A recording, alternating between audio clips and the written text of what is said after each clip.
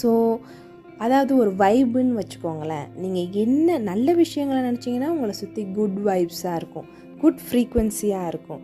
நீங்கள் எனக்கு ஒரு விஷயம் வேணும் அப்படின்னு நினைக்கிற அந்த ஃப்ரீக்வன்சிக்கு உங்களால் மாற முடியும். இப்போ ஒரு மோசமான விஷயங்கள், தேவையில்லாத விஷயங்கள், ஓவர் திங்கிங் பண்ணிட்டு இருந்தீங்கன்னா உங்களை சுற்றி ஒரு மாதிரி கன்ஃபியூஸ்டான ஒரு வைப்ரேஷன் இருக்கும்.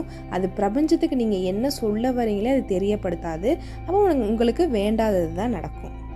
ஒருவேளை நீங்கள் ஒரு பேட் மூடில் இருக்கீங்க, டக்குன்னு ஒரு நல்ல வைப்ரேஷனுக்கு வரணும் அப்படின்னா உங்களுக்கு பிடிச்ச ஒரு மெமரிஸ், இல்லை பிடிச்ச பாட்டு, இல்லை இயற்கையோட ஒரு நடைப்பயிற்சி, அந்த மாதிரி ஏதாவது உங்கள் மைண்டை டக்குன்னு ஒரு நல்ல இதுக்கு மாற்றக்கூடிய சில விஷயங்களை பண்ணுங்கள்.